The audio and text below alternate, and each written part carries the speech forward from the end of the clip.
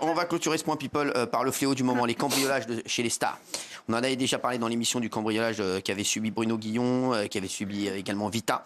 Mais pendant les vacances de Noël, d'autres célébrités ont été victimes de cambriolage. Nikos, Patrick Sébastien, Cyril Lignac, Sami Nassiri, également Bébert Le Frelon. On en parle avec Maël et Michel Marie juste après ce récap. Ces derniers jours, la liste des personnalités cambriolées ne cesse de s'allonger. 5 hommes ont été interpellés après avoir tenté de cambrioler la maison de l'animateur vedette de TF1, Nikos. Si la semaine dernière, Nikos Aliagas a été victime d'une tentative d'effraction, certains ont bel et bien été cambriolés, à l'instar de Patrick Sébastien, où les malfrats sont passés par le jardin. Et dans la nuit du 26 au 27 décembre dernier, aux abords de la Tour Eiffel, le domicile du chef pâtissier Cyril Lignac a lui aussi été visité, où des montres et des sacs de luxe ont notamment été dérobés pour un montant de 30 000 €. C'est un voisin du pâtissier qui le premier donne l'alerte. Il est réveillé par un bruit de bris de glace. Alors Nikos Aliagas, Patrick Sébastien, Cyril Lignac, retour sur ces célébrités victimes de cambriolage. Michel, bravo pour l'élégance. Ça, déjà, c'est une chose. Après, on va parler des cambriolages, mais bravo. Vous avez passé les vacances où? Chez moi, à la campagne. Au gosse. Je ne donnerai pas l'adresse compte tenu de ce qui se passe.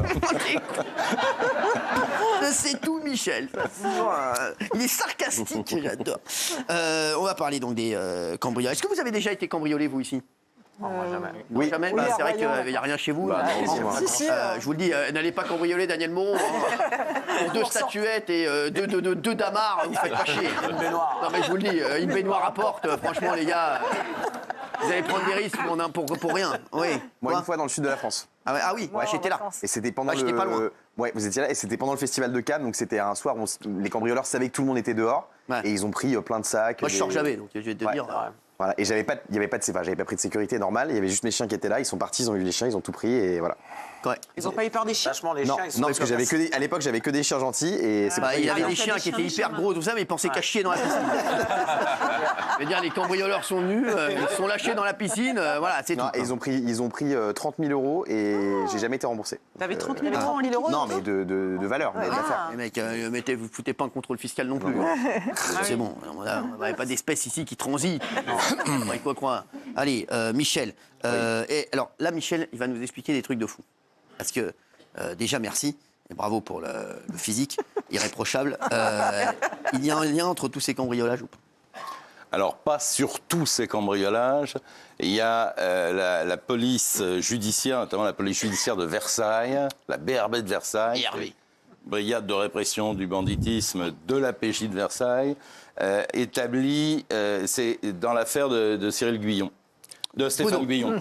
Bruno Guillon. Bruno. Alors, Bruno Guillon, T'es meilleur en crime qu'en prénom. C'est un animateur sur W8. Et Donc Rachid Guillon, alors vas-y. Oui. le homejacking qui se déroule chez T'as Guillon. pas fait un petit tour à Las Vegas, toi? Donc d'accord, donc vas-y,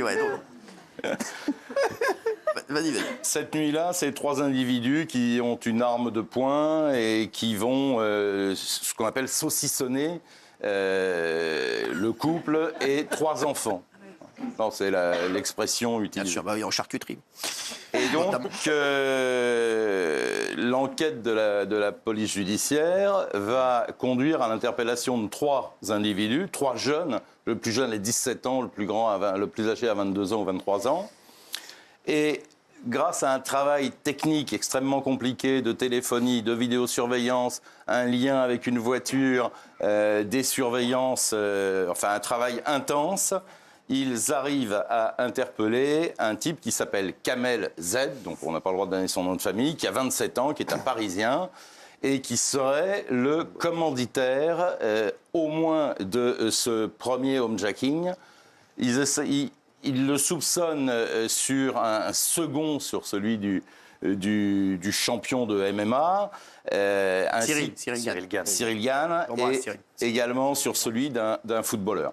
Alors, ce qu'il faut comprendre en réalité, c'est que ces équipes, qui sont des équipes criminelles, c'est des équipes de banditisme, se sont mis à la mode de l'époque où le banditisme fonctionnait avec des fourgons, avec des braquages de banques, etc. Tout ça n'existe plus parce qu'il n'y a plus de fourgons, ou en tout cas il y a un nouveau système qu'on ne va pas dévoiler forcément. Tu peux. C'est des voitures privées anonymes qui transportent les fonds, et quand c'est des énormes transferts, ils sont sécurisés par des escortes policières, et là il faudrait les attaquer avec un char d'assaut. Donc les voyous ne peuvent plus braquer les banques, ne peuvent plus braquer les fourgons, et donc ils se sont recyclés. Il y a les stupes. Mais les stupes, il y a aussi un problème, c'est que toutes les équipes sont extrêmement structurées. Ouais. Et du coup, c'est un peu comme dans notre société, ils n'ont plus besoin ils sont full. Donc, du coup, ils se recyclent. C'est du recyclage dans ce type d'action. Des actions qui vont très vite et qui rapportent quelquefois beaucoup d'argent. Alors, Nikos Aliagas, c'était le premier... vous avez des infos sur... Non, si ce n'est que toutes ces stars, heureusement, n'étaient pas là, parce que quand on sait que pour Vita et Bruno Guillon, ça a été ultra traumatisant. Parce que Nikos, c'était le 1er janvier, c'est ça ? C'était dans la nuit du 1 au 2.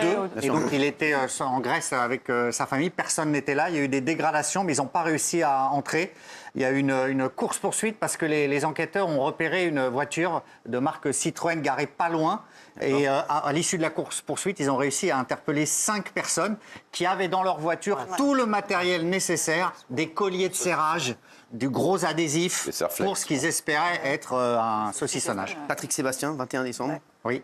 Il avait déjà été cambriolé 3 ans avant chez lui à Boulogne. Ça avait été saccagé. Là, les gens sont entrés par le jardin dans sa propriété de 450 mètres carrés. Voilà. Donc là, ça n'a pas été dévasté, contrairement à 2019. Il y a Cyril Lignac aussi. Cyril Lignac également. Donc 30 000 € ont été dérobés. Ça, c'est dans le 7e arrondissement de Paris. Des montres, des sacs de haute couture. Ouais, dans la nuit de mardi à mercredi. Et 2 personnes ont été interpellées. Il y avait des voisins ont alerté pour des bris de verre et la police a pu intervenir. Et la BAC a interpellé 2 hommes. Il y a Samina Seri également. Oui, une tentative là, à Vincennes. Pareil, c'est les voisins qui alertent à 1h du matin. Et 4 cambrioleurs qui avaient des capuches et un pied de biche pour entrer chez lui. Mais ils n'ont pas pu aller à l'intérieur de la maison. Alors bon, on avait parlé, il y a Vita également. On en avait déjà parlé. Alexandre Letellier, un des gardiens du PSG également. Oui. Gilles. Oui. Voilà, dans les Yvelines. Ouais. Sylvie Tellier. Sylvie Tellier, chez elle également. Il y a eu aussi une tentative à Nice, chez l'entraîneur de l'équipe de football, de l'équipe première de Nice. Voilà, le système d'alarme a résonné. Et donc ça, c'est au moment où il y avait des matchs. Donc voilà, ils sont suivis, on connaît leur adresse. Et les gens savent qu'ils sont en match ou sur le banc et en profitent pour cambrioler ou tenter de le faire. Oui, Michel, comment ça se fait qu'il y a de plus en plus de célébrités comme ça qui se font... parce que les voyous ciblent des... Est-ce que c'est les réseaux sociaux qui jouent pas du tout ? Alors, les réseaux sociaux ont un rôle. Il y a deux modes opératoires, en gros. Les réseaux sociaux où les gens sont pas très prudents en indiquant qu'ils sont pas chez eux ou en apparaissant en photo avec une montre qui vaut 20 ou 30 ou 40 000 €. La voiture également. En fait, il y a trois moyens. Il y a ce moyen-là. Il y a l'information. Là, je pense qu'il faut vraiment faire très attention à toutes ces plateformes de livraison. Ah, ça c'est intéressant ce que va dire Michel. Alors écoutez bien. Les plateformes de livraison... Deliveroo, Uber oui, je peux... Enfin, tout le monde. Vous faites livrer des pizzas d'un Japonais chez vous. Vous donnez votre code, vous donnez des indications, vous donnez votre nom. Et donc, ces informations se revendent. Alors, pas systématiquement, évidemment. Mais il se trouve que parmi les livreurs, il y a des délinquants, des mecs qui ont un passé judiciaire. Il y en a même dans une affaire qui était fichée S quand même. Donc on est quand même sur des gars qui ont un passé judiciaire et une volonté de nuire et de faire mal. Et ces gens-là vendent revendent leurs informations.